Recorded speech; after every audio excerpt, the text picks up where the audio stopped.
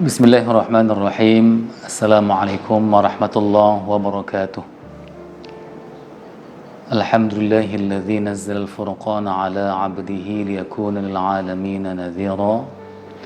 Asyhadu an la ilaha illallah wahdahu la syarika lah wa asyhadu anna Muhammadan 'abduhu wa rasuluh. Pemirsa, sahabat UINSU TV yang dirahmati Allah Subhanahu wa taala.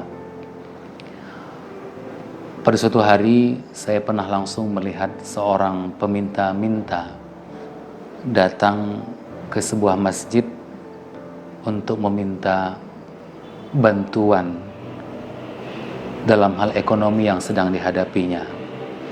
Dia menceritakan bagaimana kesulitan hidup yang dia alami dan memohon kepada pihak masjid untuk membantu perekonomian yang dia alami, di mana dia mengalami kekurangan.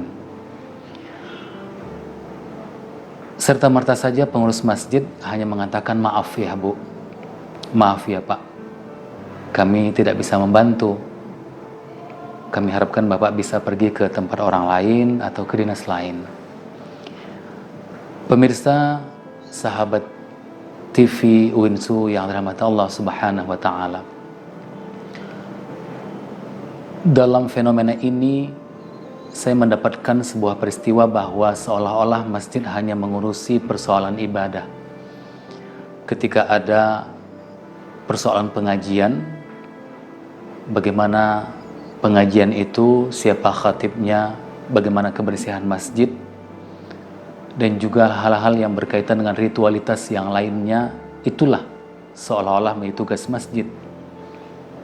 Ketika ada persoalan kemiskinan, ada peminta-minta, ada gap ekonomi, gap sosial, itu seolah-olah bukan urusan masjid.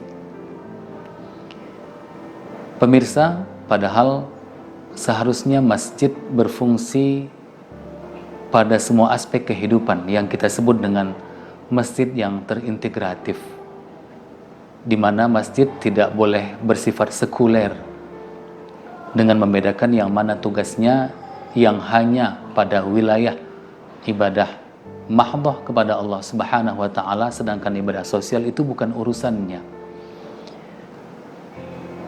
Di sisi lain, bahwa ada pasar di mana pasar itu dihuni atau dilakukan aktivitas oleh sejumlah orang, di mana orang tersebut melakukan aktivitas ekonomi dan tidak harus ada di sana sebuah masjid. Seolah-olah di pasar boleh melakukan ketidakjujuran, seolah-olah di pasar boleh saja membacakan atau mengatakan sumpah-sumpah yang bohong dan seterusnya, karena itu tempatnya. Seolah-olah pasar adalah bentuk kehidupan dunia, sedangkan masjid adalah bentuk kehidupan akhirat. Pemirsa, sahabat TV UINSU yang dirahmati Allah, ada satu hadis yang selalu menjadi momok kepada umat Islam, bahkan kepada orang-orang yang terpelajar sekalipun. Katakanlah seperti santri di pondok pesantren. Ada hadis yang mengatakan, ahabbul bilad ilallah masajiduha wa abghadul bilad ilallah aswaquha. Sebaik-baik tempat yang dicintai oleh Allah adalah masjid, sedangkan seburuk-buruk tempat di sisi Allah adalah pasar. Pernah suatu kali wakil presiden kita yang terdahulu, Yusuf Kalla, terkejut dengan pernyataan anak-anak pesantren. Kenapa mereka tidak banyak beraktivitas di pasar? Karena pasar adalah seburuk-buruk tempat, dan itu dikatakan oleh Rasul kita. Pemirsa, hadis tersebut tentu harus dipahami secara keseluruhan, bahwa benar apa yang dikatakan Rasul kita, tidak ada kebohongan di dalamnya. Tetapi tentu pada konteksnya bahwa pasar adalah tempat memang banyak beraktivitas sesuatu yang terkadang bercampur dengan hal-hal yang bersifat keburukan. Katakanlah kebohongan, ada sumpah palsu, ada penipuan, ada permainan harga, ada persaingan yang tidak sehat, dan seterusnya benar. Tetapi bukan berarti bahwa pasar harus kita jauhi dan umat Islam jauh dari pasar dan hanya dekat dengan masjid, tidak.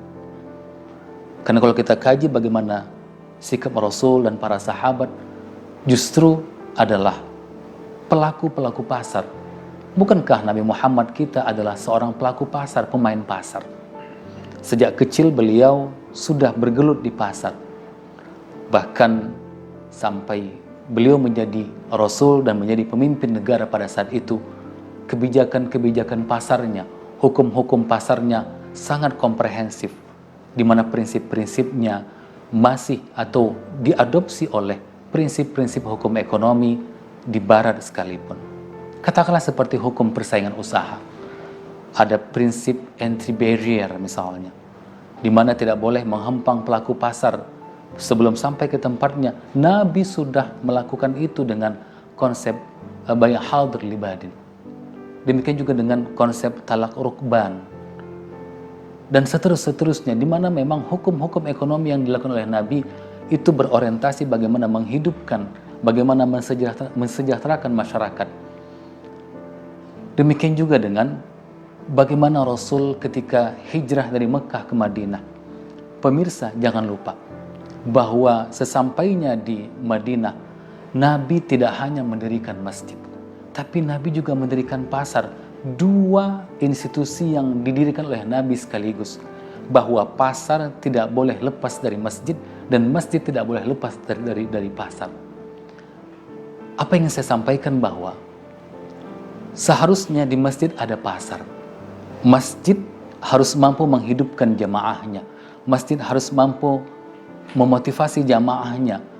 Masjid harus bertanggung jawab dengan kondisi jamaahnya yang miskin, yang papa, yang tidak mampu. Oleh karena itu, masjid harusnya ada pasar. Demikian juga dengan pasar. Di pasar seharusnya juga ada masjid. Apa yang dimaksud dengan masjid? Bahwa orang-orang yang beraktivitas di pasar, pelaku-pelaku pasar, apakah penjual maupun pembeli, harus menghadirkan Allah dalam kehidupannya. Dalam menjual atau membeli barang, mendistribusikan barang, harus hadir di situ Allah Subhanahu wa Ta'ala sebagai Tuhannya. Dengan hadirnya Allah, dia tidak akan melakukan kecurangan-kecurangan, tidak melakukan kebohongan-kebohongan, tidak melakukan sumpah-sumpah palsu, menipu, bersaing tidak sehat, dan seterusnya. Sehingga pasar akan menjadi tidak terdistorsi, pasar berjalan dengan baik, hukum supply and demand, hukum ekonomi akan berjalan dengan baik, tidak ada sesuatu yang bersifat distortif, sehingga pasar berjalan dengan baik.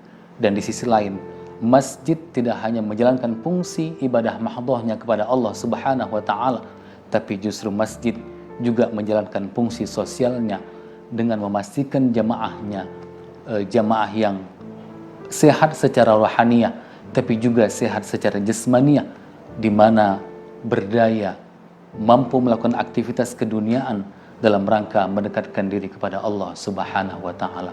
Oleh karena itulah konsep Wahdatul Ulum yang dicetuskan oleh UIN Sumatera Utara menginginkan kepada kita semua bahwa dalam hukum-hukum ekonomi tidak boleh dipisahkan antara ritualitas dia kepada Allah dengan hubungan dia kepada manusia, di mana hubungan dia kepada manusia adalah bagian dari ibadah dia kepada Allah Subhanahu wa Ta'ala, dan itulah menunjukkan dia sebagai seorang hamba kepada Allah Subhanahu wa Ta'ala.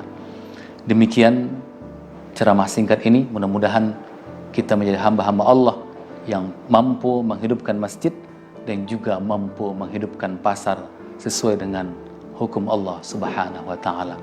Terima kasih, mohon maaf. Wassalamualaikum warahmatullahi wabarakatuh.